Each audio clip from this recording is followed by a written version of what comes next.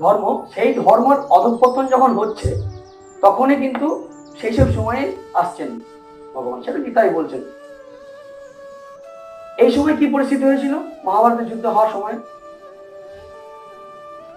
পাণ্ডব এবং কৌরব, এরা কিন্তু সবাই কিন্তু কৌরবই, কিন্তু প্রথম শ্লোকেই দেখতে হবে যে প্রশ্নটা উঠেছে সেটা কিন্তু যেন পাণ্ডব আর কৌরবরা আলাদা হয়ে গেল।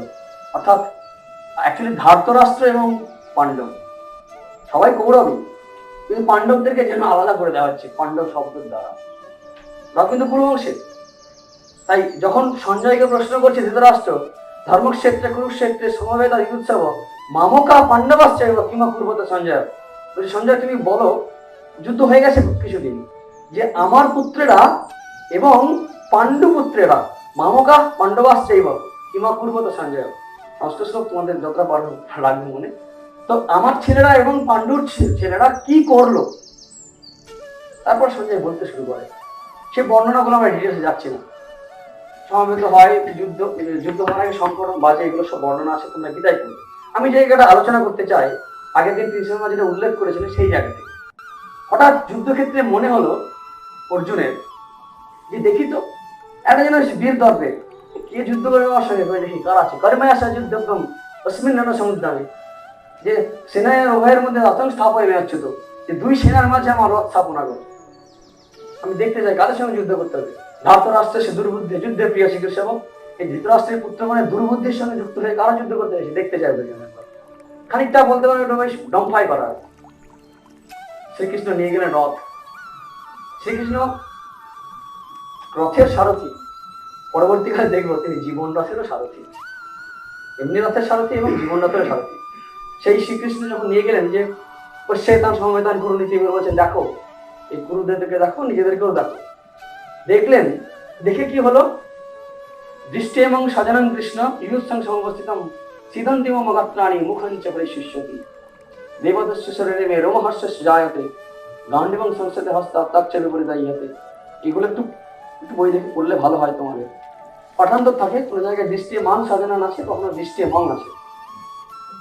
এই যুদ্ধের জন্য উপস্থিত ওদেরকে দেখে সমবেত স্বজনদেরকে, সেই স্বজন বলতে অর্জুন কিন্তু মনে করছে ধৃতরাষ্ট্রের পুত্র কোনো স্বজন, এমনকি কে কে আছে, বিশ্ব পিতামহ গুরুজন কৃপাচার্য, আর কে আছে, দ্রোণাচার্য আছে, এই সবাই আছে, এরা সবাই স্বজন। এমনকি ধৃতরাষ্ট্রের পুত্র কোনো তো স্বজনই। যে দৃষ্টিমান সাজানন কৃষ্ণ সমবস্থিতান সিদন্তি মম গাত্রাণী, আমার শরীর অবসন্ন হয়ে যাচ্ছে, মুখ শুকিয়ে যাচ্ছে, অনেকটাই পরীক্ষার ফলে কোশ্চেন পাওয়ার মতো ভাব, অথবা মঞ্চে প্রোগ্রাম করতে গিয়ে, বক্তৃতা দিতে গিয়ে বা গান গাইতে গিয়ে যে অবস্থাটা হয়, হয়তো অনেক গেয়ে এসছে, অনেক করে এসছে। এই অর্জুন যে আজ যার শুকিয়ে যাচ্ছে মুখ আর যার কাঁপছে, দেবদস্যের শরীরে শরীর কাঁপছে, রোমহর্ষ জায়তে লোম খাড়া হয়ে যাচ্ছে, হাত থেকে অস্ত্র পড়ে যাচ্ছে, ওসি মসি একই অবস্থা হয়। মসি মানে হচ্ছে পেন, পরীক্ষার সময় পড়ে যায়, ওসি মানে হচ্ছে যুদ্ধক্ষেত্রে অস্ত্র পড়ে যায়। গান্ডি পড়ে যাচ্ছে হাতে, নওয়াজ সাক্ষী অবস্থাতে ঘনমতি হচ্ছে মেহমান, আমি স্থির থাকতে পারছি না, আমার মন ঘুরছে, পুরো সাইকোলজিক্যাল নিউরোলজিক্যাল প্রবলেম দাঁড়িয়ে গেছে। একদম যে একসঙ্গে অনেক যুদ্ধ করে এসছে, বিরাটের যুদ্ধ একাই সামনে দিয়ে এসছে, বেহনলাল্লার বেশে গেছিল মনে আছে তোমাদের, সেখানে কিন্তু একাই সে উত্তর চলে যাচ্ছে, ওকে বলছে আর যুদ্ধ করবে না, মানে ধরে টেনে তুলে বলছে তুই রথ চালা, আমি যুদ্ধ করছি। সেই অর্জুন, যে অর্জুন দ্রৌপদীর বস্ত্র হতে দেখে প্রতিজ্ঞা করছে, ভীম প্রতিজ্ঞা করছে, এবং মনে মনে ভাবছে কর্ণকে দেখে নেবে, ছোট মানে বরাবর কর্ণকে কর্ণের সঙ্গে যুদ্ধ করার জন্য হারাবার জন্য চেষ্টা করে যাচ্ছে। সেই অর্জুন যে দেখেছে ভাইকে বিষ দিয়েছে, যে দেখেছে বর্ণাবত সেখানে লাক্ষাগৃহ বা যতুগৃহ দাহ, সেসব দেখেছে এবং তাদের অধিকার দিচ্ছে না। শ্রীকৃষ্ণ গেছিলেন শান্তি দূত হিসাবে, এটা খেয়াল রাখতে হবে, শ্রীকৃষ্ণ কিন্তু শান্তি দূত হিসাবে গেছে। অনেক সময় অনেক সাহিত্যে, অনেক জায়গায়, অনেক উপন্যাসে, গল্পে দেখতে পাবে বোঝানো হয় যে কুচক্রী হচ্ছে কৃষ্ণ, মোটেই নয়। কৃষ্ণ কিন্তু শান্তি দূত, এ কথাটা মানে খেয়াল রাখতে আমাদের বারবার। শ্রীকৃষ্ণ যুদ্ধ চাননি। যখন শান্তি প্রস্তাবের সমস্ত মার্গ বন্ধ হয়ে যায়, তখনই অস্ত্র ধারণ করতে হয়। যুদ্ধ হচ্ছে একদম অন্তিম, এর কোনো বিকল্প যখন থাকে না, যখন তখন যুদ্ধ কখনো বিকল্প নয়, মানে এটা যদি না হয় তাহলে যুদ্ধ করবো, যুদ্ধ হচ্ছে একদম শেষ। কারণ একটা যুদ্ধ করা মানে একটা মানুষের এই জীবনের অন্তত শেষ হয়ে যাবে, সেটা কেউ না কেউ মরবে। এর যে পরিণামগুলোকে অর্জুনই নিজে যুক্তি দেবে সেগুলো আলোচনা করবো আমরা একটু করে। তো অর্জুনের যে এই অবস্থা, যে শাস্ত্রে এরকম আছে, অর্থশাস্ত্রে যে অগ্নিদেব, যে অগ্নি দান করে, যে বীজ দান করে, ধন দ্বারা পাহি, মানে ধন অর্থাৎ অর্থ সম্পত্তি নিয়ে নেয়, রাজ্য নিয়ে নিয়েছে। দ্বারা পাহি মানে দ্রৌপদীকে জোর করে নিয়ে এসছে, নিয়ে অপমান করেছে রাজসভায়। এতগুলো অপরাধী, এদের ক্রিমিনাল, এদেরকে বধ করতে ওই সময়কার শাস্তি। অনেক সময় আমাদের টেন্ডেন্সি হয় অতীতকালের কোনো শাস্তিকে বা কোনো সিস্টেমকে, কোনো প্রথাকে নিন্দা করতে, কিন্তু আমাদের খেয়াল রাখতে হবে অতীতের কোন এক সময়গুলোর প্রয়োজন ছিল। আমি কি আমার কুমার অবস্থা, আমার শিশু অবস্থাকে আমি ঘৃণা করতে পারি? যদি বিদায় দিতে হয় কোনো প্রথাকে, কোনো নিয়মকে, আমরা শ্রদ্ধার সঙ্গে বিদায় দেব, কারণ আমার বর্তমান অবস্থায় আসার জন্য সে কোনো না কোনো ভাবে আমাকে সাহায্য করেছিল।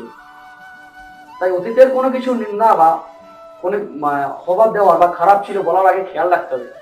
হয়তো দেখা যাবে সতীদাহ প্রথা স্বেচ্ছায় জোর করে করেনি প্রথমে, হয়তো প্রেম বশত, ভালোবাসা হতো, স্বেচ্ছায় স্বামীর সঙ্গে সহমতা হতো, সেটা পরবর্তীকালে দেখে নিল হয়তো কিছু মানুষ যে এর দ্বারা হয়তো সম্পত্তি পাওয়া যায় ইত্যাদি।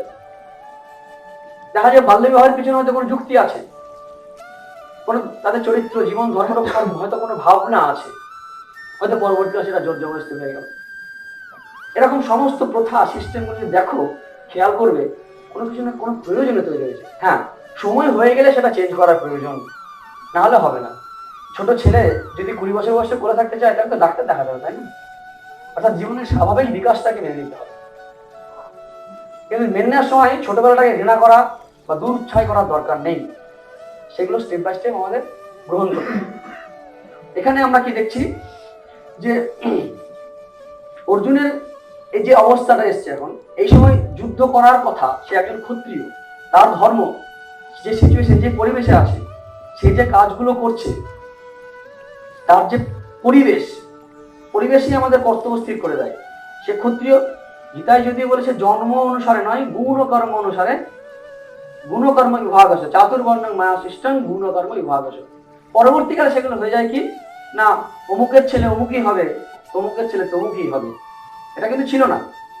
হ্যাঁ, নিশ্চয়ই সম্ভাবনা বেশি, কিন্তু হবেই এমন বলার কথা না। দেখা যাবে যে কি দ্রোণাচার্য ক্ষত্রিয় গুণ বেশি,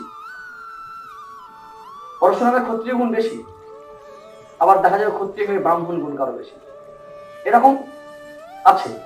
কিন্তু এই সমস্তগুলো নিয়ে তখনই থেকে শুরু হয়েছে যে জন্ম অনুসারে যদি যখন শুরু হয়, তখনই প্রবলেম তৈরি হয়। গীতায় এবং বেদে কিন্তু জন্ম অনুসারে কিন্তু বলা নেই, গুণ অনুসারে বলা আছে। গণতান্ত্রিক এবং সমাজতান্ত্রিক বোধ একসঙ্গে চলেছে এই সময়, পরবর্তীকালে গোলমালটা হয়েছে। যেটা আলোচনা করছিলাম, অন্য প্রসঙ্গে চলে গেছিলাম। এই যে অর্জুনের যে অবস্থা, তিনি জানেন কাদের সঙ্গে যুদ্ধ করতে হবে, কারা আছে সামনে দাঁড়িয়ে। প্রশ্ন হতে পারে ধৃতরাষ্ট্র, দ্রোণাচার্য, তারপরে ভীষ্ম, এরা যারা আছে, এরা তো গুরুজন, এত ধার্মিক লোক, এদের কেন বধ করতে হবে? কিন্তু আবার খেয়াল রাখতে হবে, অন্যায় যে করে, অন্যায় যে সহে, দুজনেই সমান অপরাধী। আর এটা সহ্য করা নয়, এটা পক্ষ অবলম্বন করা, স্ট্রেংথ বাড়িয়ে দেওয়া। সৈন্য তো মারবে, অন্তত ভীষ্ম এই পাণ্ডবদের সৈন্য তো মারবে। আবার দেখবে শ্রীকৃষ্ণকে দেখো এই যুদ্ধের পক্ষ সমর্থন করছে, হিংসা বলতে পারো। আবার দেখো মিথ্যাচার করতে হয়েছে এবং শ্রীকৃষ্ণ সেটা উৎসাহ দিয়েছেন। আগের দিন আমরা প্রেমের গল্প বলেছিলাম, এই ওই ওই পূর্ব পাকিস্তানের ঘটনা, আগেকার পশ্চিম পাকিস্তানে। মনে করো অশ্বত্থামা হত ইতি গজ, এটা পুরো চালাকি নয় বলো? এটা মিথ্যা নয়? মিথ্যাই। কিন্তু ওটা না করলে দ্রোণাচার্যকে বধ করা যাবে না। প্রতিজ্ঞা করেছেন শ্রীকৃষ্ণ, যুদ্ধ অস্ত্র ধারণ করবেন না, ধরলেন। যদিও পরে অর্জুন বললেন, না না সদা ক্ষমা করো, আমি লাগছে এবার। মনে পড়ছে ঘটনাগুলো একটু একটু। অর্থাৎ টার্গেটটা কি? ধর্মসংস্থাপন। তার ধর্মসংস্থাপন মানে কি? এতক্ষণ যে আলোচনা হচ্ছে আমাদের, যে ন্যায়, নীতি, অহিংসা, এগুলো তো প্রতিষ্ঠা করার জন্য। হ্যাঁ ঠিক, কিন্তু আলটিমেট টার্গেটটা দেখতে হবে। ছোটখাটো মিথ্যার দ্বারা ওই ওই দ্রোণাচার্যকে মারতে না পারলে পরের লোক তো মারতে পারছে না, প্রয়োজন আছে। ধর্মের সবচেয়ে বড় সংজ্ঞা হচ্ছে আনসেলফিশনেস অ্যান্ড লাভ। যেখানে এটাই ডিস্টার্ব হয়ে যায়, বৃহত্তর স্বার্থ ডিস্টার্ব হয়ে যায়, সেখানে কিন্তু মিথ্যাচার করা যায়। দেশ যখন পরাধীন ছিল তখন অনেকেই কি করেছিল? মিথ্যা কথা বলেনি, হিংসা করেছে, করেনি? সেগুলো কি অপরাধের? কমন সেন্স অনুসারে বুঝতে হবে অপরাধের নয়। এর জন্য প্রচুর শাস্তি করার দরকার নেই। আমার বাড়ির ধন সম্পত্তি লুটে নিয়ে যাচ্ছে, আমার মা বোনের সম্মান নষ্ট করছে বিদেশিরা, তখন একটাই কর্তব্য, ছলে বলে হত্যা করা। সীতা উদ্ধারের জন্য, বন্ধুত্বের জন্য বালিকে বধ করলেন, ন্যায় কথা করেছেন? প্রশ্ন আছে। কারণ তার টার্গেটটা ছিল অন্যরকম। টার্গেটটা আমাদের খেয়াল রাখতে হবে। আর কি কাজ করছে, কোন ভাব নিয়ে, এটা ইম্পর্টেন্ট। অনেকে অনেক রকম কাজ করতে পারে। কর্মযোগের কথা আমরা পরে আলোচনা করব। কর্মযোগের মুখ্য উদ্দেশ্য হচ্ছে কিন্তু কে কি কাজে আছে না, কে কি ভাবে আছে, কে কি কাজ করছে। একই কাজ কখনো ভালো হবে, কখনো খারাপ হবে। ধর্ম পরিবেশ অনুসারে বদলে যায়, জীবন সময় অনুসারে বদলে যায়। যে ক্ষত্রিয় যুদ্ধক্ষেত্রে যুদ্ধ করছে, সেমনি আম আদমিকে মারতে গেলে সে কিন্তু অপরাধ করবে সাধারণ ক্ষেত্রে।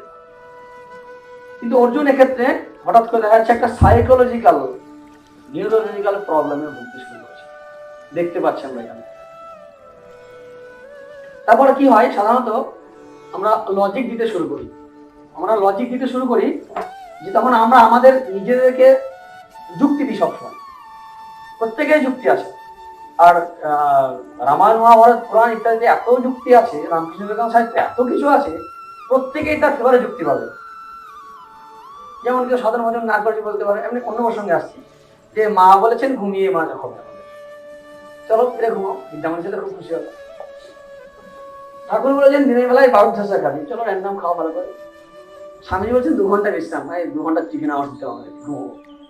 বিশ্রাম মানে কি? অর্থাৎ আমরা আমাদের সুবিধা মতো নেই। শ্রীকৃষ্ণ প্রেম করেছে, চলো কেন করেছে, কি করেছে, তার কথা বুঝবো না। শিব না রাখে, অসুবিধা।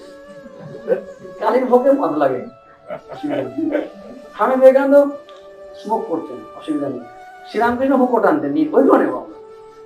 অর্থাৎ আমাদের অজুহাত খাড়া করার, আমার নিজেদের কি আছে, কি অবস্থা নেই সেটা আমরা জানি না, কিন্তু আমরা ঠিক আমাদের ফেভারে যুক্তি নিয়ে আসি। অর্জুন ঠিক এই কাজটাই করবে। ওর সাইকোলজিক্যাল যে সিচুয়েশন, ও যুদ্ধ করতে চায় না, ভয় পেয়ে গেছে হোক, ঘাব পেয়ে গেছে হোক, হতে পারে ভয়টা এই কারণে হতে পারে যে আত্মীয় বিয়োগ হতে পারে। যে দাদুর কোলে একসময় মাথা রেখে সে ঘুরেছে, আনন্দ করেছে, যে গুরুদেবের চরণতলে বসে শিক্ষা গ্রহণ করেছে, আদর খেয়েছে, অর্জুন সর্বশ্রেষ্ঠ শিষ্য বলেছে, সেই গুরুদেবকে মারতে হবে। হাজার হলেও ধৃতরাষ্ট্রের পুত্রগণ তার ভাইয়েরই মতো। বিকর্ণ তো তার পক্ষেই ছিল। যখন কেউ প্রতিবাদ করছে না, তখন বিকর্ণ কিন্তু প্রতিবাদ করেছিল। বিদুরের সঙ্গে আরেকজন যদি করে থাকে সেটা বিকর্ণ। এমনকি পিতামহ ভীষ্ম করেননি। বিকর্ণ বলেছিল এটা উচিত নয়, মনে আছে তোমাদের? এই যে সিচুয়েশন, প্রতিবাদ করা বা না করা, অর্জুনের যে সিচুয়েশন যেটা বলছিলাম, অর্জুনের এই পরিস্থিতিতে যে প্রবলেম গুলো দেখা যায় সাইকোলজিক্যাল প্রবলেম। যে মূল জায়গাটা হচ্ছে কি, যেটা থেকে আমাদের প্রবলেমটা হয়, স্বজন পোষণই বলো আর যাই বলো, এটার মূলে হচ্ছে ধর্ম থেকে সরে যাওয়া। আর ধর্ম সাধারণভাবে সুখের জিনিস নয়। আমাদের দুটো জিনিস আছে,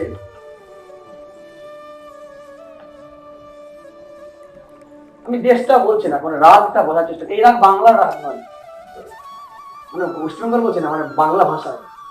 এটা বাংলার রাগ নয়, সংস্কৃতের রাগ।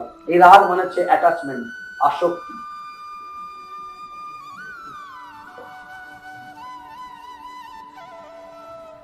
এর প্রবলেম কি? প্রবলেম। অর্জুনের প্রবলেমটা শুরুই হলো এখান থেকে। দুই থেকে দেখো, অর্জুনের প্রবলেমটা কি হবে? এক হতে পারে নিজে মরে যাবে বলে ভয়, একটা সাইড হচ্ছে নিজে সেলফ, এটা হচ্ছে রিলেটিভ আর এর কি করবে, ঠিক আছে? নিজে মারা যেতে পারে, আত্মীয় বিয়োগ হতে পারে। তার মানে attachment two body mind complex নিজের, অ্যাটাচমেন্ট টু আদার্স। এক্ষেত্রে প্রবলেমগুলো হয় আমাদের জীবনে ডিসিশন নেওয়ার সময় থেকে। প্রবলেমগুলো হয়। একবার একটা ঘটনা বলছি, একজন বিচারক হঠাৎ করে তার চৈতন্য হলো, না এই হত্যাকার্য মানে ফাঁসিটা নৃশংস, এটা হওয়া উচিত না।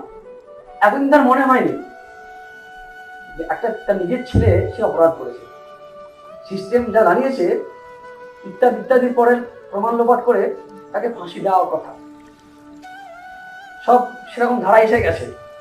তিনি হঠাৎ করে রায় দেওয়ার সময় বলে উঠলেন, না না ফাঁসি অমানবিক, বিংশ শতাব্দীতে ফাঁসি চলতে পারে না। যদি অমানবিকই হয়, ওই জাজের উচিত কিন্তু ওই সময় ফাঁসির অর্ডার দিয়ে তারপরে বিল পাস করা বা আবেদন করা, যেটা অমানবিক। ওই মুহূর্তে সে কিন্তু ওই মুহূর্তে সিচুয়েশনটা ভাবো, তার কিন্তু ওই সময় তার করা উচিত ছিল, কিন্তু সে না।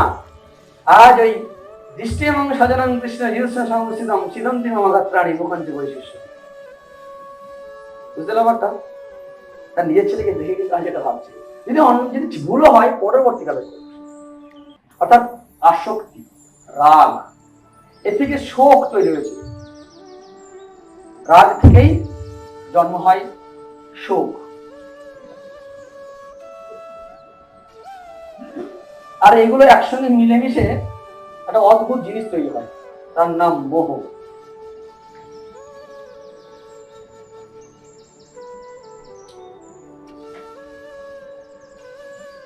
রাগ, শোক, মোহ।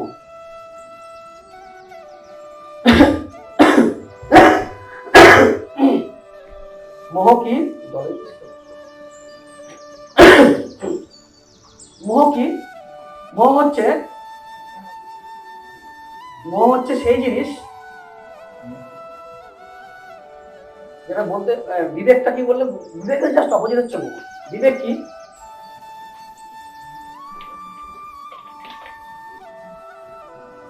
ভালো মন্দ ঠিক বেঠিক বোঝার যে ক্ষমতা। সংস্কৃতে বিচ বলে একটা ধাতু আছে, তার মানে টু ডিসক্রিমিনেট। অর্থাৎ বিবেক হচ্ছে discriminating faculty of a human being or anyone. বিবেক হচ্ছে পৃথক করার ক্ষমতা, ভালো মন্দ, উচিত অনুচিত, জাস্ট আনজাস্ট, এই বিচার করার ক্ষমতা হচ্ছে বিবেক। বিবেক মানে কিন্তু তুমি ভালো পথে চলো তা নয়। এরপরে নেক্সট হচ্ছে বৈরাগ্য। বৈরাগ্য মানে গেরুয়া নয়, বৈরাগ্য মানে একটা গেরুয়া কালার একটা ছবি। বৈরাগ্য আমরা ডেইলি প্র্যাকটিস করি। বৈরাগ্য মানে হচ্ছে এটা কি, যেটা পছন্দ উচিত নয় সেটা ত্যাগ করা, এটাকে বৈরাগ্য বলা হয়। এই শব্দগুলো এত সুন্দর শব্দ, কিন্তু সবগুলো এই ধর্ম বা আধ্যাত্মিকতা থেকে মিলে গেছে, সেখানে শব্দগুলো ঠিক মার্কেটে চলছে না। ঠিক আছে, মার্কেট ডাউন হওয়ার পিছনে কারণ হচ্ছে মনোপলি বিজনেস শুরু হয়ে গেছে বৈরাগ্য ধর্ম শব্দগুলো, এটা একচেটিয়া নিয়ে নিয়েছে ওরা। অর্থাৎ কিন্তু এটা বৈরাগ্য কিন্তু একটা সুন্দর শব্দ, বিবেক একটা সুন্দর শব্দ। বিবেক, বৈরাগ্য এগুলো কিন্তু ডেইলি আমরা প্র্যাকটিস করি সম্ভব, কিন্তু বেশিরভাগ মানুষ ইনস্টিংক্টিভলি চলে, এটাও সত্যি। বিবেক হচ্ছে সেই ক্ষমতা যা ভালো মন্দ উচিত বুঝতে সাহায্য করে, আর বৈরাগ্য হচ্ছে সেই মেন্টাল স্ট্রেংথ যা খারাপটা অনুচিতটাকে ত্যাগ করে উচিত পথে চলতে সাহায্য করে। মোহ হচ্ছে জাস্ট অপোজিট। মোহ হচ্ছে বুঝতে দেবে না সত্যি আমি আসক্ত হয়েছি কিনা। আমি লোককে বোঝাবো না আমি ভালো কাজ করছি তো, আমি ওর কল্যাণ চাই। আসলে ওর কল্যাণ প্রয়োজন আছে কিনা আর হবে না, জোর করে করতে থাকি। হয়তো তাদের থেকে আমার খরচই বেশি। গীতা ক্লাসটা তোমাদের প্রয়োজন আছে কিনা, না আমি নিজেকে প্রকাশ করতে চাই বলে করতে চাইছি, সেটা একটা গুরুত্বপূর্ণ বিষয়। কিন্তু যে আমি কত জানি এটা জানাতে চাই, সেটা যা প্রয়োজন সেটা।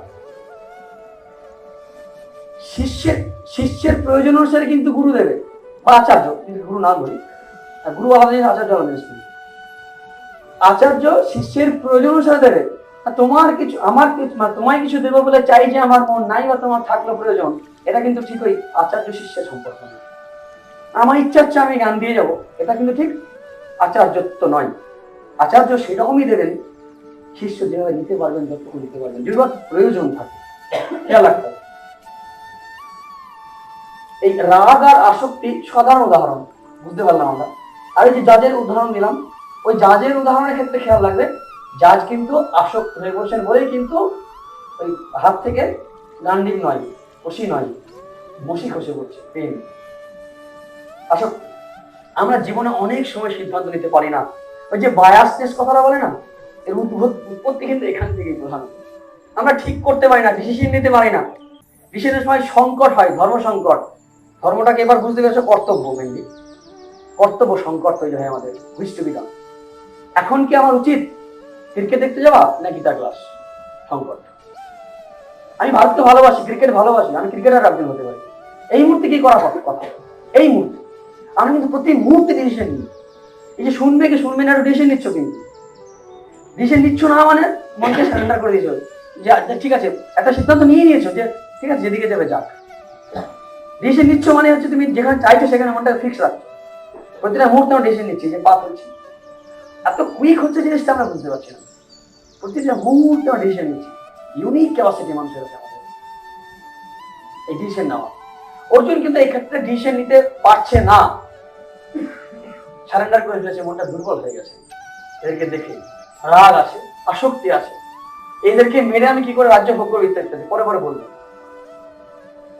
আমাদের জীবনে কিন্তু এই প্রবলেম গুলো খুব হয়, লক্ষ্য করে দেখবে। তারপরে বিচার না করে সিদ্ধান্ত নিয়ে হঠাৎ করে এই ওই বলেছে মা চল সবাই মিলে। ধৈর্য ধরে বিচার করে দেখা সামর্থ্য।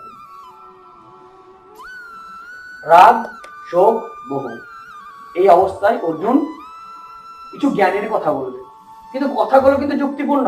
যেমন করে কেউ যদি বলে এই গাঁজা খাচ্ছিস কেন? শিব খাই। এইসব রড ঘট শুনতে পাচ্ছি, রেকর্ড করছিস নাকি? বলছে যে কেন কৃষ্ণ তার তো ইন্ডিমারেবল পাশে ছিল। উদাহরণ টেনে নেবে। অর্জুন যে যুক্তিগুলো দেখবে দেখবে একদম লজিক্যাল যুক্তি, সেগুলো করবে।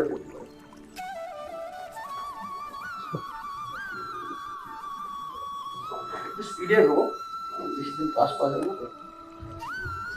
বলছে নচ সে অনুপশ্যামি হত্যা সাজানো মা হবে। শ্রেয় আর প্রেয় দুটো শব্দ আছে, খুব সংক্ষেপে বলছি। শ্রেয় হচ্ছে তাই যা আত্যন্তিক বা পরম কল্যাণের দিকে নিয়ে যায়, আর প্রেয় হচ্ছে যা আপাতত সুখ দেয়, ইন্দ্রিয় সুখ মেনলি। পরে কি হবে জানি না, এটা সাত্ত্বিক সুখ এবং রাজস্বিক সুখের মতো, ওটা আমরা আলোচনা করবো পরে সময় বলে। শ্রেয় হচ্ছে যা শেষ পর্যন্ত সুখ থাকবে, আলটিমেট সুখ দেবে। আর প্রেয় হচ্ছে যা ভালো লাগে, শ্রেয় হচ্ছে যা ভালো লাগা উচিত এবং আলটিমেটলি ভালো রকম সুখ দেবে, পার্মানেন্ট। আর প্রেয় হচ্ছে ইম্পারমানেন্ট, এখন একটু আনন্দ দিয়ে দেবে, তারপরে আর নেই। এই যে শ্রেয়তের সাধারণ ভাবনা। বলছে যে এই যুদ্ধে আমি শ্রেয় দেখতে পাচ্ছি না। দেখো রাগ এই মোহগ্রস্ত হওয়ার ফলে কি হয়েছে, সে শ্রেয় দেখতে পাচ্ছে না। কোনটা মানে এই যুদ্ধের দ্বারা কোনো কল্যাণ হবে এটা ভাবছে। এই যুদ্ধের আগে পর্যন্ত জানে হম্বি তুমি করে এসছে, যুদ্ধ করবে, একে মত করবে, এই করবে, এই করবে, এমনকি বলে দিয়েছে আমি সবাই মেরে দিতে পারে, আমার সেই ক্ষমতা। সেই অর্জুন কিন্তু এখন যুদ্ধক্ষেত্রে এসে দেখে বলছে আমি এর মধ্যে কিছু কল্যাণকর দেখতে পাচ্ছি না। নচ সেই অনুপস্থিত আমি হত্যা স্বজনম হবে মানে যুদ্ধে স্বজন বধ করে কিছু কল্যাণ হবে এটা আমি দেখতে পাচ্ছি না। তারপরে ডিসিশন কি হবে, নেক্সট কি বলবেন? যুদ্ধ না দেওয়ার জবাব পাচ্ছি না, এটা তো জানে ভালোভাবে। নকাংশে বিজয়ং কৃষ্ণ নচ রাজ্যং সুখানি চ, বিক্রি হতে যাই। নকাংশে বিজয়, আমি জয় চাই না। ন্যাচারালি নচ রাজ্যং, ন্যাচারালি সুখম, জয় হলেই তো সামর্থ্য অর্জন করবে, অর্থাৎ আরো অর্থ, অর্থাৎ রাজ্য পাবে, সেটা পেলেই আবার কাম চলে আসে সুখম। নকাংশে বিজয় কৃষ্ণ নচ রাজ্যং সুখানি চ, মুখ্য ছেড়ে দাও, চাই না এগুলো আমার। কিন্ন রাজ্যে গোবিন্দ কিং ভোগের জীবিত নেওয়া, তৃতীয়া বিভক্তির অর্থ তোমরা জানো। কিং প্রয়োজন মানে হচ্ছে বিদ্যায় আলম, তোমরা জানো, মানে প্রয়োজন নেই অর্থে। কিন্ন রাজ্যে আমার রাজ্যের কি প্রয়োজন আছে, ভোগের দ্বারাই বা কি প্রয়োজন আছে, ভোগেই জীবিত নেওয়া। যেসব অর্থে কাঙ্ক্ষিতং রাজ্যং ভোগা সুখানি চ, যার জন্য আমরা চাইছি তারাই তো থাকবে না। অবস্থিত যুদ্ধে প্রাণাংশ একটা ধরনের চ, তারা ধন জন প্রাণ নিয়ে মরতে চলেছে, তাদের জন্য তো আমি যুদ্ধ করতেছি। তারাই যদি না আছে তাহলে আমার যুদ্ধের কি দরকার? শ্রীকৃষ্ণকে বলছে আমি যুদ্ধ করবো না, যুক্তি দিচ্ছে, দেখো লজিক গুলো। আচার্য কারা কারা আছে লিস্ট দিয়ে দিয়েছেন। আচার্যের ভিতরে পুত্র তথাই হচ্ছে পিতামহ, মাতুলা শ্বশুরা সব পুত্র সাল্লাহ সম্মান বিরস্ততা এতান্ন হন্তে ইচ্ছামি ঘাঁটাবি মধুসূদন। তারা মেরে ফেললেও আমি তাদেরকে মারবো না। সুন্দর ডিসিশন, অহিংসার বাণী, তাই তো? সুন্দর কথা না? কথাগুলো সুন্দর লাগে সত্যি। আগে সন্ন্যাসী বললে কিন্তু ঠিকই বলতো। অপি ত্রৈলোক্য রাজ্যে সে হতে হেতু কিন্তু ঐক্যতা, আমাদের ত্রৈলোক্যের রাজ্য পেলেও আমি চাই না। আর এই অসাধারণ সিদ্ধান্ত, নিহত ধার্তরাষ্ট্রান মানে ধৃতরাষ্ট্রের পুত্রগণকে হত্যা করে আমাদের কি সুখ হবে? জনার্দন, হে জনার্দন, যে এই ধৃতরাষ্ট্রের পুত্রগণকে মেনে আমাদের কি সুখ হবে? কি সিদ্ধান্ত এসে গেছে দেখো, ভগ্রস্ত হয়ে শর্ট পিরিয়ড অফ টাইমের মধ্যে দেখা এত ডিসিশন নিতে শুরু করেছে, কুইক। এই অপরাধীগুলো আমরা লিস্ট বলে দিয়েছি কত অপরাধ করেছে। এরাই নাকি রাজা হবে, দেশ চালাবে, এই ধৃতরাষ্ট্রের পুত্ররা বা দুর্যোধন। এই ডিসিশন নিচ্ছে কি, এদেরকে মেরে লাভ নেই। অর্জুন আসলে নিজেকে দেখছে, ওখানে যদি অর্জুন যদি নিজেকে ক্ষত্রিয় হিসেবে দেখতো, ধর্মের রক্ষক হিসেবে দেখতো, তাহলে কিন্তু অর্জনটা হতো না। সে নিজেকে ব্যক্তি মানুষ রিলেশন এই সুদর্শন মিলিয়ে ফেলেছে। তার ওইখানে ধর্ম কিন্তু ভাই হিসেবে থেকে গেছে। ভাই হিসেবে সত্যি দেখার কথা, কিন্তু যুদ্ধক্ষেত্রে কিন্তু ভাই হিসেবে কিন্তু হবে না। অপরাধীর বিরুদ্ধে যুদ্ধ করছে, ডিসিশনে সেই জাজের কথা মনে করো, তাকে শাস্তি দিতে হবে, সেটা পারছে না। তার ধর্ম ওটা, তার কর্তব্য এটা। বলছে পাপম এবং আশ্রয় দাসমান হত্যা কোনো আততায়ী নেই। বলছে এই আততায়ীদের হত্যা করলে আমাদের পাপ হবে, মানে ক্রিমিনাল বাদ করলে আমরা অপরাধ করবো। বুঝতে পারছো? আততায়ীদের বধ করলে আমাদের পাপ আশ্রয় করবে, পাপম এবং আশ্রয় আসমান, আমাদেরকে পাপ আশ্রয় করবে, এদের এই আততায়ীদের বধ করবে। আততায়ীদের বধ করলে পাপ হবে, কি সিদ্ধান্ত এসেছে দেখতে পাচ্ছ?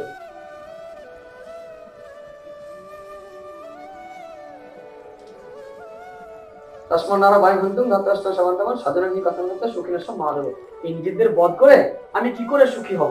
সুখ চাইছে নিজের স্বার্থ, এই দেহে কেন্দ্রিক, তাই ধর্ম লিখে নিতে পারছেন ঠিক মতো। কিন্তু ওই একজন ওর নিজের সুখ যদি না চাই, যদি জগতের সুখ চাইতো, তাহলে কিন্তু হয়তো অধর্ম করছে। তারপরে বলছে হ্যাঁ, যদি ওরা ভুল করেছে, ওরা বুঝতে পারছে না, তবুও আমাদের ক্ষমা করা উচিত। यद्यप পেতে না পশ্যন্তি লোভ উপহত চেতস, লোভের দ্বারা উপহত চেতস হয়ে, অর্থাৎ লোভের দ্বারা আক্রান্ত হয়ে ওরা আমাদের সব লুটে নিচ্ছে, বুঝতে পারছে না, যদিও এটা ঠিক আমি মানছি জনার্দন, কিন্তু প্রবলেম কি হচ্ছে, এই মিত্রদেরকে নিজেদেরকে মারলে আমার তো পাপ হবে। কুলক্ষয় কৃতজ্ঞের সঙ্গে মিত্রদের চাপা হবে। ওরা বুঝতে পারছে না, কিন্তু আমি জানি কুলক্ষয় ধর্ম নষ্ট হবে। কুলক্ষয় প্রণশন্তি কুল ধর্ম সনাতন, ধর্মে নষ্টে কুলম কৃষ্ণম অধর্মই ভবস্থিত। কুল যুদ্ধক্ষেত্রে কি ঘটনা ঘটতে পারে? আত্মীয়গুলো মরবে। সবচেয়ে বড় হচ্ছে কি, একটা যখন যুদ্ধ হচ্ছে, তখন যুদ্ধের ডিসিশন তো কয়েকজন নিচ্ছে, অসংখ্য মানুষ যাদের সঙ্গে কোনো ইন্টারেস্টই নেই, এরা তো এর শত্রু নয়, এরা নয়, এরা চাকরি করতে এসছে, হোক যুদ্ধ না, দেশের সঙ্গে যুদ্ধ লেগেছে, ধরো এক্স দেশের সঙ্গে ওয়াই দেশে, এদের সঙ্গে যুদ্ধ লাগছে, এই তো কয়েকজন এসে নিচে করছে, এরা তো চাকরি করতে এসছে, এরা নিরীহ মানুষের মারা যাবে। এই কারণে শ্রীকৃষ্ণ বলছেন যুদ্ধ কিন্তু শেষ বিকল্প, কারণ এরা মারা গেলে কি হবে, একটার পর একটা স্টেপ বাই স্টেপ ঘটনা ঘটতে পারে না। অর্জুন যুক্তিটা এরকমই দিচ্ছে যে পুরো ধর্ম নষ্ট হবে, অর্থাৎ এখানে কিছু লোক মারা যাবে, এখানেও কিছু লোক মারা যাবে। কারা যুদ্ধ করতে এসছে ওই সময় পরিস্থিতি দেখো, বাড়ির ইয়ং পুরুষেরা, বিবাহিত অনেকেই, স্ত্রীরা বিধবা হবে, ঠিক আছে? আর স্ত্রী বিধবা হলে সঙ্গে সঙ্গে সে তার ব্রহ্মচারিণী ব্রতচারিণী হয়ে যাচ্ছে না, তাদের মনের মধ্যে নানা রকমের সাংসারিক ভাবনা থাকবে, তারা দুষ্টা হয়ে যাবে, পরপুরুষের কাছে গমনটা এগুলো থাকবে। অর্জুন প্রত্যেকটা যুক্তি দিচ্ছে, ফ্যামিলিটা স্টেবল থাকবে না, ধ্বংস হয়ে যাবে। আর স্টেবল ফ্যামিলিতে একটা কালচার সাস্টেইন করে, স্টেবল ফ্যামিলি না হয় তাহলে সেইখান থেকে ছেলেটা বা মেয়েটা শিখতে পারে। একটা মেয়ে একটা ছেলে শিখবে কি করে? সে তো বাড়িতে থেকে শিখবে, কালচার তখন দিতে পারবে। কালচারটা নষ্ট করে কি বলছে? ধর্মে নস্তে ক্লান্তিসম অধর্ম বিভবত্বিত অধর্ম বিভব কৃষ্ণ প্রতিষ্ঠান্তি কুলস্ত্রীয়। কুলের স্ত্রীগুলো নষ্ট হয়ে যাবে। স্ত্রী সুদুষ্টা সুবাস নিয়ে জায়তে বর্ণ সংকর। আর স্ত্রীগুলো দুষ্ট হয়ে গেলে ভান্ডারা হয়েছে, কোনো কালচার থাকবে না। তোমার পশুর সমাজ তৈরি হয়ে যাবে। ইন্ডিকেটর ওইদিকে দিচ্ছে, বর্ণ সংকট তৈরি হবে। অর্থাৎ আমি তখনকার ওই যুক্তি নরক টরক ইত্যাদি নাও ধরেনি, তাহলে একটা জিনিস বুঝতে পারছো, আমরা বুঝতে পারছি যে বাড়ির পুরুষেরা মারা গেলে তখনকার পার্সপেক্টিভ যদি বোঝার চেষ্টা করি, তাহলে কি হবে? কালচারটা নষ্ট হবে। বেশিরভাগ প্রচুর বিধবা, তাদের চোখের জল আছে, তার সঙ্গে তাদের জীবনের সংযোগ থাকবে না, রক্ষা করার কেউ থাকবে না। সবাই যে দুষ্ট স্ত্রী তা হবে তাও নয়, জোরজবরদস্তি হতে পারে। ছেলেগুলো অনাথ হয়ে যাবে, ছেলেগুলো একটা কালচার পাবে না। একটা স্টেবল ফ্যামিলি কেন প্রয়োজন? দেখবে যদি স্টেবল ফ্যামিলি না হয় না, এক্সেপশনালি দু একজন প্রহ্লাদ হতে পারে, অধিকাংশ ক্ষেত্রে কিন্তু মনের এবং চরিত্রের বিকাশ ভালো হয় না। হয় না। মা না থাকলে মায়ের সাবস্টিটিউট মাসি বা কাউকে প্রয়োজন হয়, বাবাও তাই। এইগুলো যখন পায়, এদের মধ্যে কিন্তু এরা আদর্শ বলতে কি দেখে?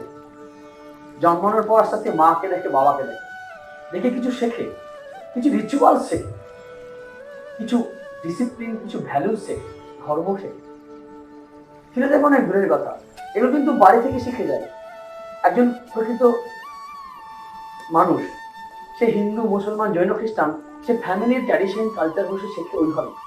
সে কোর্স করে নয়, চলো 20 টাকা একটা কোর্স করবো, শিখবো, সেরকম কিন্তু নেই। সে অজান্তেই শেখে, অজান্তে শেখে, ভালো শেখে, খারাপও শেখে, একসঙ্গে দুটোই দেওয়া হয়, দুটোই পায়, সে অটোমেটিক্যালি পেয়ে যায়। মা ছেলেকে এটাও শেখাচ্ছে যে এটা উচিত, এটা উচিত, এর সঙ্গে এটাই শিখিয়ে দিচ্ছে, এটা একটা শত্রু, তারপর এটাও শেখাবে ওদের সঙ্গে মিশবি নাই, করবি না, সেটাও পাচ্ছে। অর্থাৎ ভালো ফ্যামিলি হলে যেমন ভালো কালচার পায়, ভালো ফ্যামিলি হলে একটা সোশ্যাল যে স্ট্যান্ডার্ড সেটা কিন্তু ভালো মেনটেন হয়। স্টেবল ফ্যামিলি খুব প্রয়োজন। তাই ইন্ডিয়ান কালচারে বলা হয় বিবাহটা, বিবাহ প্রসঙ্গে আলোচনা করছি, বিবাহটা স্বামী সে করেছেন, মনে আছে? তোমার বিবাহ তোমার ধন ইন্দ্র সুখে নিজের সুখের জন্য নহে। এই মন্ত্রটা যে সমাজতান্ত্রিক মন্ত্র বলা যেতে পারে।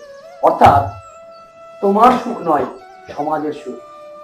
তুমি যদি অসৎ সন্তানের জন্ম দাও, ছেলে বা মেয়ে, তুমি সমাজে একটা অসৎ ইউনিট তৈরি করে দিবে, অ্যাজ এ হোল সমাজের ক্ষতি করবে, নেগেটিভ ফোর্স তৈরি হবে, কনস্ট্রাকটিভ না ডিস্ট্রাকটিভ। অর্থাৎ তোমার খেয়াল রাখতে হবে, তোমার আচরণ, তোমার বিবাহ সবকিছু কিন্তু সোসাইটিতে ইফেক্ট ফেলবে। যদি এরকম অনেকগুলো মানুষ বিধবা হয়ে যায়, তাদের কালচার থাকবে না। এই যে কনসিকুয়েন্সগুলো বলা হলো, এই ফলটা কিন্তু সমাজ, বংশ সবাই ভোগ করবে, নষ্ট হয়ে যাবে মানব সভ্যতা। যুক্তিগুলো কিন্তু খুব যুক্তিযুক্ত। এছাড়া আছে ওই পিণ্ডদান আছে, যে বর্ণ সংকর হলে পরে শঙ্কর নরকারী বা কুলাগানান তুলস্যেচ পতন্তি ভিতরে সংযুক্ত পিণ্ড ক্রিয়া, জল পিণ্ড পাবে না। শাস্ত্রে যে আছে আমাদের পুরোপুরুষদের পিণ্ডদান করতে হয়, জলদান করতে হয়, সেটা পাবে না। তারপরে পরকাও ধ্বংসের মুখে পড়ে, স্ত্রী নষ্ট, সংসার সমাজ নষ্ট হবে, পরলোকটাও ডিস্টার্ব হবে, এফেক্টেড হবে। বলছেন উচ্ছাদন্ত জাতি ধর্ম পুরো ধর্ম সে শাশ্বত।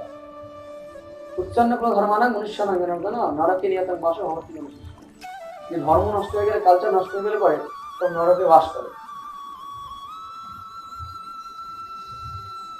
তাই বলছি রাজ্য সুখ হলে বলো হন্তিম স্বাধীন উদ্যোগা। আমি কি ভুল করতে যাচ্ছিলাম? রাজ্য সুখের জন্য এদেরকে মারতে যাচ্ছিলাম।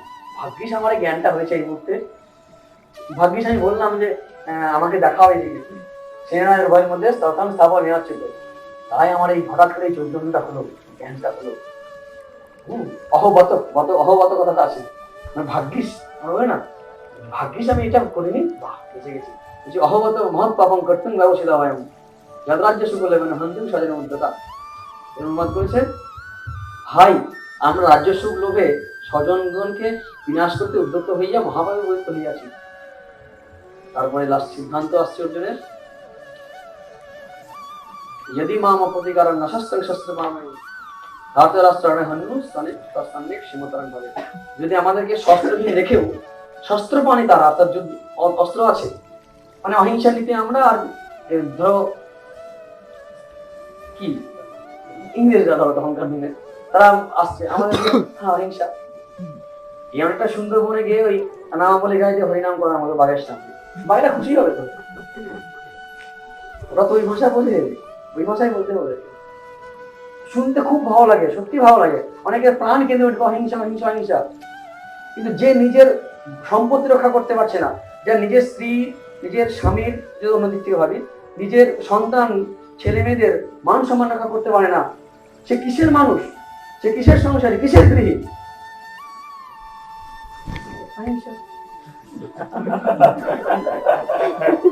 না এটা আধুনিক মানবতাবাদ হিউম্যানিটেরিয়ান। আরে হিউম্যানিটেরিয়ান মারা বলি, বাঁচবে তবে হিউম্যানিটেরিয়ান।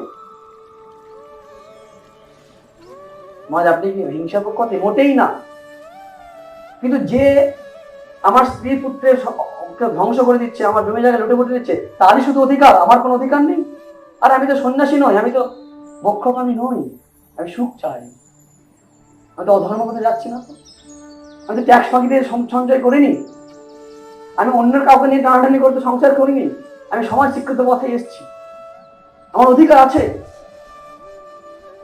কদিন আগেই পড়ছিলাম লাইফ অফ সমাজের কথা, যে আমাদের আগের ধর্মের একটা দোষ ছিল যে ত্যাগ আর মুক্তির কথাই বলছে, কেন আর কিছু কি প্রয়োজন নেই? আছে। তাই যুদ্ধ করাটাও কিন্তু অনেক সময় ধর্ম, প্রতিবাদ করাটা অনেক সময় ধর্ম, কিন্তু কোথায় কখন সেটা জানতে হবে, বুদ্ধি বিবেক অ্যাপ্লাই করতে হবে। এর ক্ষেত্রে যেটা হয়েছে অর্জুন, বুঝতে পারছো সাইকোলজিক্যাল প্রবলেম থেকে কিভাবে রাগ থেকে মোহ থেকে নিষেধাজ্ঞা থেকে প্রবলেম, এবং তার জাস্টিফিকেশনের জন্য সে যুক্তি দিয়েছে, একদম স্মৃতিশাস্ত্র সে যুক্তি দিয়ে যাচ্ছে যে সন্তান তৈরি হলে পরে বাবা মা পিণ্ড জল পাবে না, শাস্ত্রের যুক্তি সেগুলো সব পরপর তুলে দিয়ে যাচ্ছে স্মৃতিশাস্ত্র থেকে। ধর্মেনা সেকুলাম কৃষ্ণ এসব বলছে না, অধর্মের ভদ কৃষ্ণ সব যুক্তি দিচ্ছে।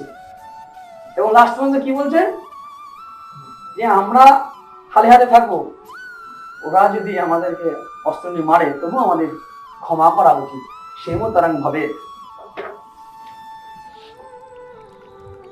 আমি অশস্ত্র ত্যাগ করি, প্রতিকারে বিরত হইলে যদি শস্ত্রারে দুর্যোধনা দিই আমাকে যুদ্ধে বধ করে, তাহাও আমার পক্ষে অধিকতর মঙ্গল করবে। অদ্ভুত সিদ্ধান্ত।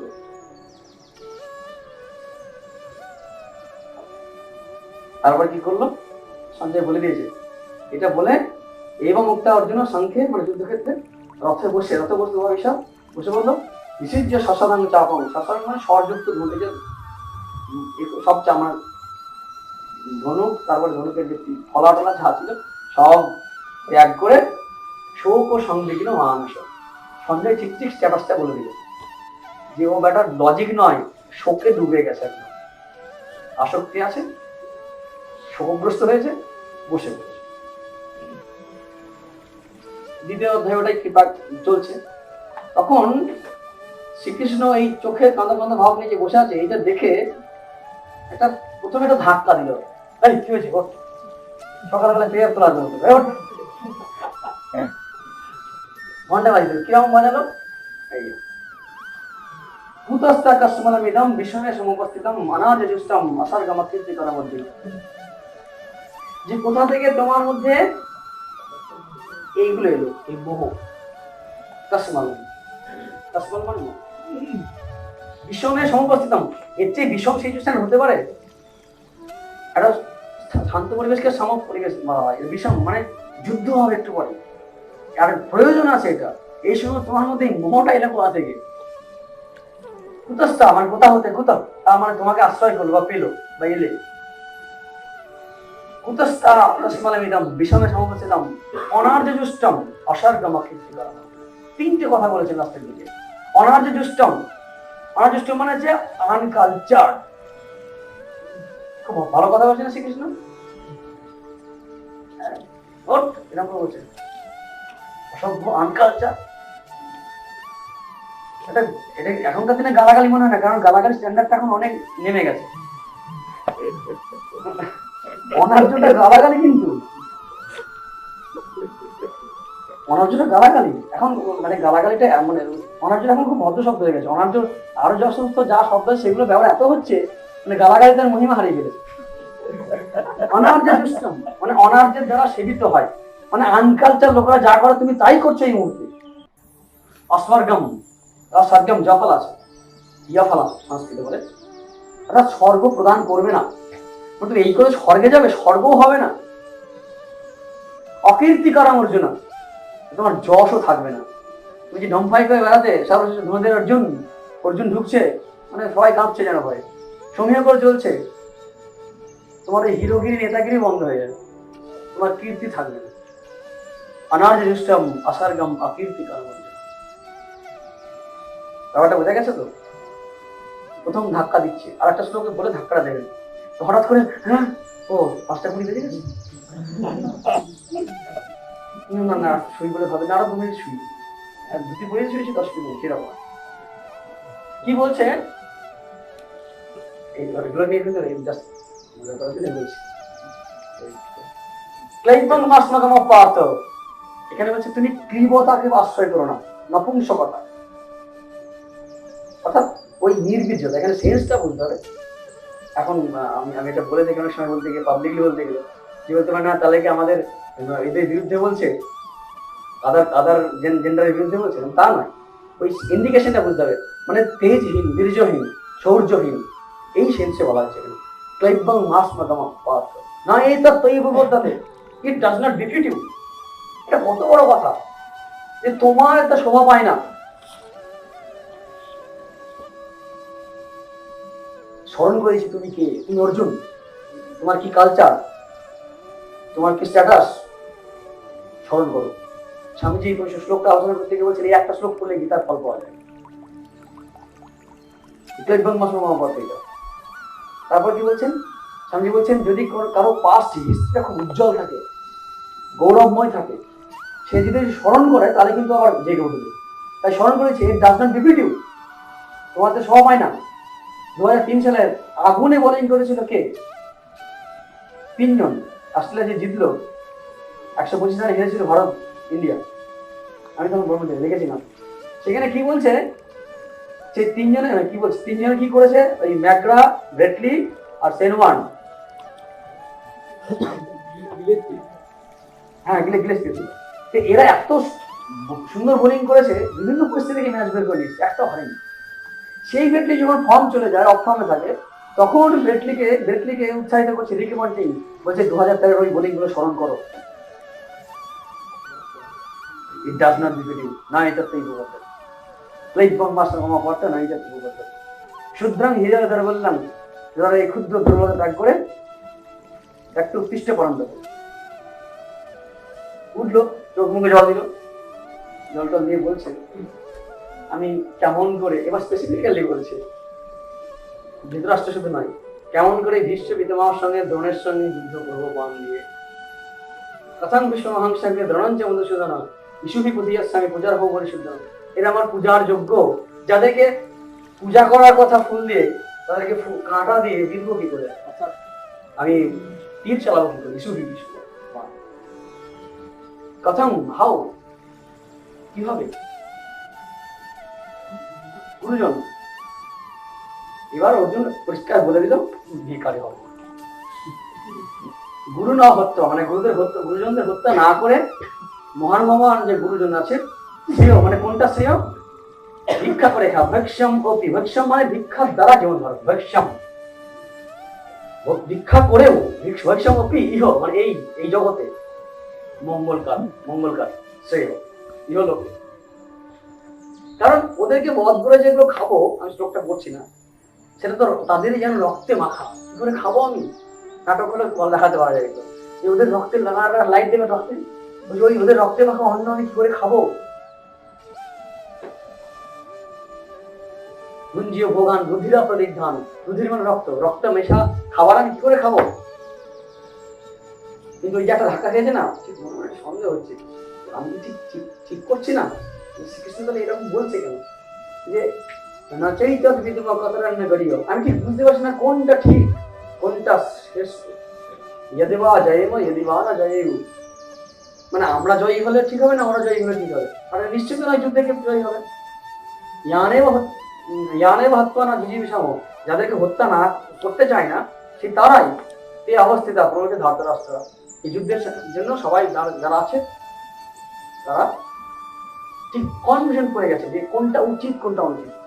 यद्वा जयम जितवा আগে বলছে নচৈত বিদ্মা কতরান্না গরিয়, কতরা প্লাস ন মানে কতরান্না, মানে কোনটা শ্রেষ্ঠ উভয়ের মধ্যে, যুদ্ধ করা না না করা,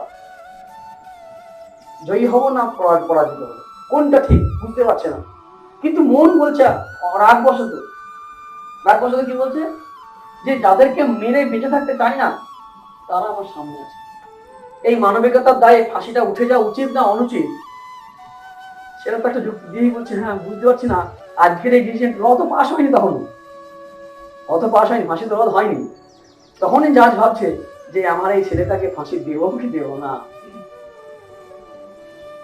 এই সিচুয়েশন যখন অর্জুন আছে তখন লাস্টে যেটা হয় অনেক সময় অহংকারটা যদি হয় কিছু করা যায় না। একটা সুন্দর উদাহরণে মানে জায়গায় বলি, আবার একদিন বলছি যে বিনয় হচ্ছে এমন একটা গুণ যা নিজে হয়তো কিছু শেখাবে না কিন্তু বিনয় শিখতে শেখাবে, বিনয় শিখতে শেখাবে। তোমাদের মনে হতে পারে স্বামী বিবেকানন্দ তো অনেক গালাগাল দিয়েছেন বিনয়, ও কোন দিছি বিনয় আর বৈরাগ্যে বা তুমি জানো না তা কোন শালা জানো, স্বামীজি বলছিল একদিন করলে কে উৎসাহ করছেন। অনেকে প্রশ্ন করে স্বামীজি এই কথা বলছেন, স্বামীজি তো বিনয়ের কথা বলতেন না। ঠিক ঠিক বিনয় দেখলে স্বামীজি কিন্তু বলেছেন, যেমন আছে নাগমশের কথা, বড়রাম বসু অনেকের কথা দেখেছেন, কিন্তু অনেক সময় বিনয়ের নামে অনেক সময় তাকে অহংকার, লোকে বলুক আমি বিনয়ী, আমি কত মন্দির, কেউ কিছু মনে করবে না, আমি মন্দিরে যাই, কত মহাজের সঙ্গে এসি, কত আমার ইয়ে আছে সাহেবের সঙ্গে ভালো সম্পর্ক আছে, তোমরা বুঝবে সেই উদাহরণটা দিচ্ছি আমি। লোকে বলুক আমি বিনয়ী, ঠিক ঠিক বিনয় যদি সত্যি থাকে তাহলে কিন্তু স্বামীজি কেন কেউ কিছু বলতো না, কিন্তু বিনয়ের নামে থাকে গুপ্ত অহংকার, লোকে বলুক আমি বিনয়ী ভক্ত আমি ইত্যাদি। খেয়াল রাখতে আমাদের নিজেদের মনকে নিজে প্রশ্ন করতে হবে। এই বিনয় সত্যিকারের ঘৃণ্য যখন এর চেয়ে এবং একটু অহংকারী মানিনা টানিনা টাইপের অনেক ভালো, কারণ এক সময় তাদের এই স্ট্রেন এই পৌরুষে কিন্তু একদিন ফিরে দাঁড়াতে পারবে, আর মিনমিনে কিন্তু এগুলো দাঁড়াতে পারবে না ঘুরে। Manliness is the voice of Gita, manliness is the voice of Ramakrishna Vivekananda. ওই ছেঁড়া নেতা তমগুণ ঠাকুর বলতেন ওই চিরের পড়াল ঘাট ঘাট করছে,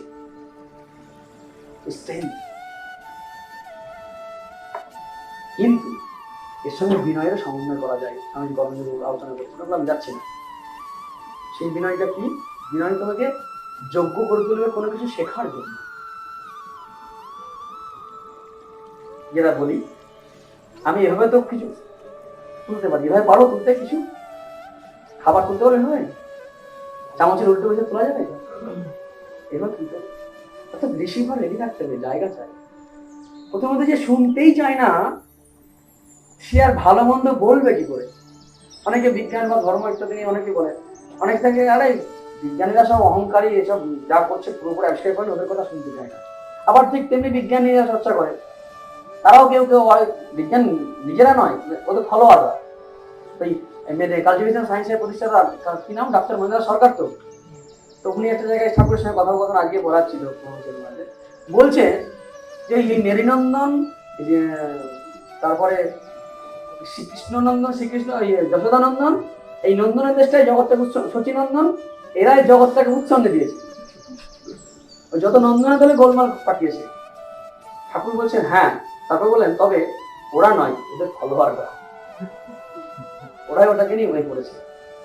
তো এই যে সমস্ত গুণের কথাগুলো বলা হচ্ছে, এই বিনয় বা এই সমস্ত গুণগুলো, এই গুণগুলো অধিকারিত্ব অর্জনে সাহায্য করে। এই অধিকারিত্ব অর্জিত হলে কি হয়, কিছু শিখতে সাহায্য করে। এই যে অহংকার আমাদের শিখতে দেয় না, যেগুলো বললাম যে এই যারা ধর্ম নেই করে তারা জানতে চায় না। গীতা নিয়ে অনেকে হবে গীতা পড়ছে, আর গীতা এখন কি রে, কি হলো তোর, না বিচ্ছেদ হয়েছে, না বউ মারা গেছে, না ডাক্তার জবাব দিয়েছে, কিছু হয়নি, গীতা পড়ছিস কেন? আরে গীতা যুদ্ধক্ষেত্রে পড়ার কথা, বিছানায় শুয়ে পড়ার কথা নয়, রোগসজ্জায় শুয়ে পড়ার কথা গীতা নয়। গীতা পড়ে কাজ করতে হবে। এটা হচ্ছে মানে হ্যান্ডবুক অফ কি বলবো, হ্যান্ডবুক অফ ওয়ার্ক যদি ধরে নিই, handbook of devotion, handbook of work, handbook of service, practical Vedanta গীতার মধ্যে আছে। এই যে বিনয় অর্জুনকে, এই শ্রীকৃষ্ণ কিন্তু সখা তো, বন্ধুদের কথা বন্ধুদের শুনতে যায়, কি ভাটাচ্ছিস এরকম কথা আসবে, আরে তুই জ্ঞান মারিস না, আচ্ছা নিজেদের মধ্যে আসছে। অথচ দেখো শ্রীকৃষ্ণকে ওই সময়ে নেওয়াটা বেশ চাপ আছে, যে কি বলছেন, আমি তোমার শিষ্য, কার্পণ্য দোষ ও উপহত স্বভাব হৃদয় আছে। কার্পণ্য মানে কৃপণতা, মানে কৃপণের ভাব।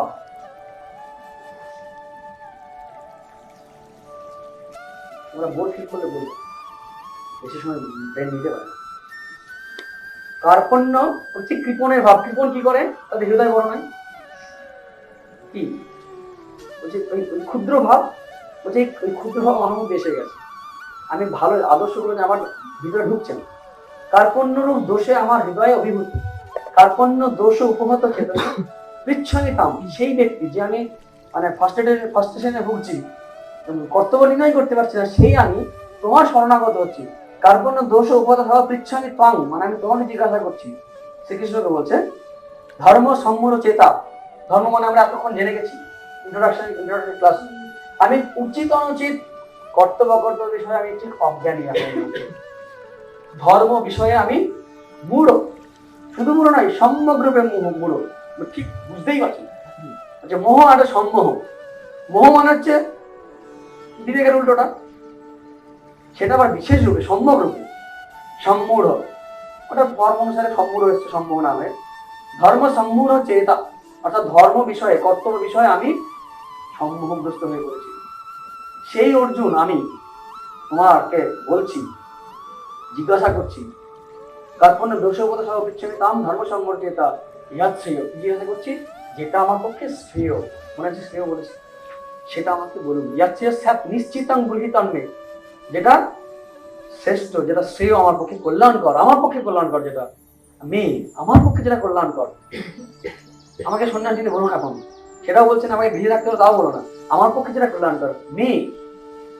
ইয়াত শ্রেয় সন্নিশ্চিতাং গৃহীতন্মে, আমার সময় মনে হয় কি না, ভালো ছেলে দেখছি মন্দির টন্দির যায়, চলো ওকে বইটাকে বুঝিয়ে দিয়ে দিই, সন্ন্যাস হয়ে যাবে, এটাও ঠিক নয়, কিন্তু মারাত্মক ভুল, একেবারে ঠিক নয়। স্টেপ বাই স্টেপ উন্নতি হলে যেটা ভালো হতো, কেসটা উল্টো হয়ে যাবে। যদি মনে হয় না খুব ভালো খেলছে, চলো একে অলরাউন্ডার বানিয়ে দিই, ইরফান পাঠানের কথা মনে করো, আরে তাকে নিজের ভাবে বিকশিত হতে যাও, তার যেখানে হেল্প সেই জায়গাটা কিছু হেল্প করো, যে না ভালো গুণ লেগেছি, এ যদি সাধু হয় তাহলে কাজে লাগে, চলো সাধু। আমার সময় মনে হয় কি একটা ছেলে ভালো সাধু হলে সে সোসাইটিতে আরো কন্ট্রিবিউট করতে হবে, সোসাইটির দিক থেকে যদি তাকায়, না না এত ভালো ছেলেকে মেয়ের বাবারা কল্পনা করেছে, মা কল্পনা করছে, এটা আমার জামাই করতে হবে, তার বিকাশটা হবে ওখানে গেলে, আরো সমাজ বেনিফিটেড হবে, সবাই নিজের মতো করে টানবে, এখান থেকে আমাদের মুক্ত হতে হবে। তাই বলছে আমার পক্ষে যা কল্যাণকারী সেটা নিশ্চিত, যে কল্যাণকারী আমার পক্ষে যারা, সেটা তুমি বলো, তাই তো। সন্নিশ্চিতাং গৃহীত তন্মে, আমাকে বলুন বা বলো কোনটা যে আমাকে কল্যাণকর। তারপরে কি বলছেন, শিষ্য এই অহং, আমি তোমার শিষ্য। শিষ্য, এই শিষ্যত্ব অর্জন করাটা আমাদের ট্র্যাডিশনে খুব ইম্পর্টেন্ট। ইন্টারনেট ব্রাউজিং করে শিষ্য হওয়া যাবে না, একজন সচেতন ব্যক্তি চাই। রোবটের সঙ্গে কি পীড়িত করা চলে না শ্রদ্ধা জ্ঞাপন করা চলে বলো? এই আমাদের স্বেচ্ছাচারিতা নষ্ট করবে মনের, সেটা আমি পরে অন্য ক্লাসে আলোচনা করবো, এগুলো কেন প্রয়োজন। এগুলো আপাতত এইটুকুই জেনে রাখি আমরা, যে শিষ্যত্ব অর্জন প্রয়োজন আছে। শিষ্য হওয়া মানে হচ্ছে শিক্ষা গ্রহণের যোগ্য হয়ে ওঠা, শিষ্যত্ব। অর্থাৎ আমাদের মনে পড়ছে, বলেছিলাম আস্তে আস্তে বলে দেবো, প্রথম দিনের ক্লাসে মনে আছে কে যোগ্য, শিষ্যস্তেহং সাধিমান, মানে আমাকে উপদেশ দাও, তাং প্রপন্নম, তোমার শরণাগত।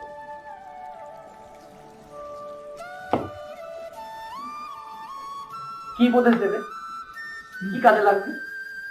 18 চ্যাপ্টার লাস্টে গিয়ে করিষ্যে বচনঞ্চ মহান বলেছেন নষ্ট মোহ স্মৃতির লব্ধ তৎপ্রসাদন মার্চিত করিষ্যে বচনঞ্চ